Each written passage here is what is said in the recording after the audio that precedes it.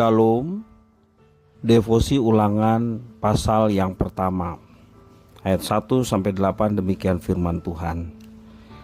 Inilah perkataan-perkataan yang diucapkan Musa kepada seluruh orang Israel di seberang sungai Yordan, di padang gurun, di Araba Yordan, di tentangan Suf, antara Paran dengan Tofel, Laban, Hazerot, dan di Zahab.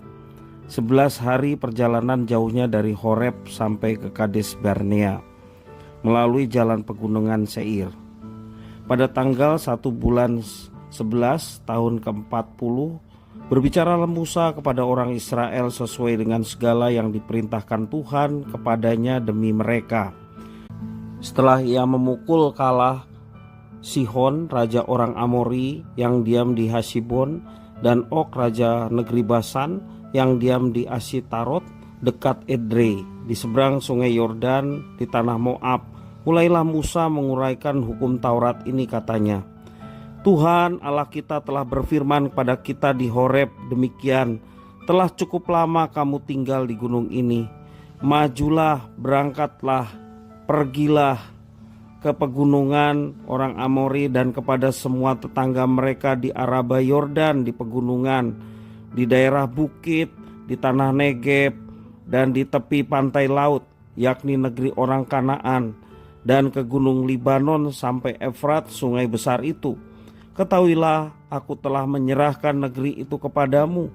Masukilah, dudukilah negeri yang dijanjikan Tuhan dengan sumpah kepada nenek moyangmu, yakni Abraham, Ishak, dan Yakub, untuk memberikannya kepada mereka dan kepada keturunannya. Demikian firman Tuhan. Dijelaskan dalam teks firman Tuhan hari ini, waktu peristiwa ini adalah tanggal 1 bulan 11 tahun ke-40. Ya, ayat yang ketiga menjelaskan demikian. Berarti 2 bulan lagi genap 40 tahun umat berkelana di padang gurun. Oleh karena itu mereka sudah mau bersiap-siap untuk menyeberangi sungai Yordan untuk masuk ke tanah Kanaan. Karena dosanya Musa dan Harun tidak boleh masuk ke Kanaan. Pada saat itu Harun sudah meninggal. Maka Musa kemudian memberikan pesan-pesannya dalam kitab ulangan ini untuk generasi kedua yang akan masuk ke tanah Kanaan.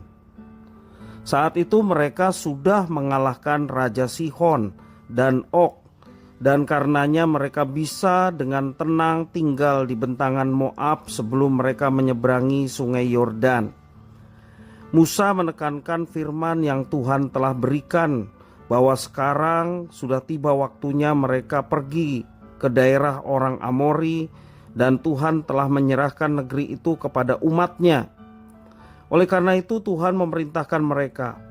Dalam ayat yang ke-8 dikatakan, masukilah, dudukilah negeri yang dijanjikan Tuhan dengan sumpah kepada nenek moyangmu, yakni Abraham, Ishak, dan Yakub, untuk memberikannya kepada mereka dan kepada keturunannya.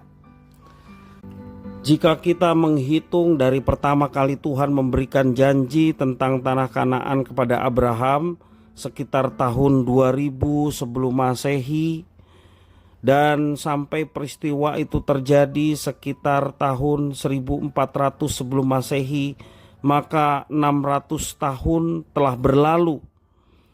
Tetapi bagi Tuhan, janji adalah janji. Walau sudah ratusan tahun berlalu, ia tetap memegang janjinya. Tuhan berjanji pasti dia akan menggenapi. Tanah Kanaan itulah janjinya.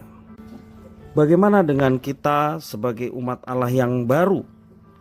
Tanah Kanaan yang telah Tuhan janjikan kepada Abraham dan keturunannya menunjuk kepada langit baru dan bumi baru yang akan diberikan kepada orang percaya, yakni keturunan secara rohani dari Bapa Abraham, yang di dalam Kristus kita mewarisi perjanjian Tuhan dengan Abraham.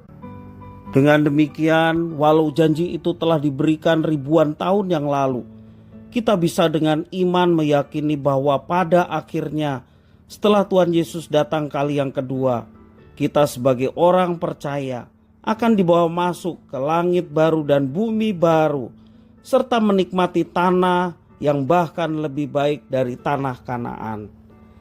Marilah kita dengan sungguh-sungguh menanti apa yang dijanjikan Tuhan dengan cara tekun melaksanakan tugas tanggung jawab yang diberikan kepada kita. Dan percayalah, kalau Tuhan berjanji kepada Israel dan Tuhan menepati, demikian juga Tuhan berjanji kepada kita, pasti Dia akan menepati. Mari kita lakukan semuanya dengan tekun, dengan mata yang tertuju kepada Tuhan, menantikan apa yang Tuhan janjikan, dan pastilah kita akan mendapatkannya tepat pada waktu yang Tuhan sudah siapkan bagi kita sekalian. Tuhan Yesus memberkati.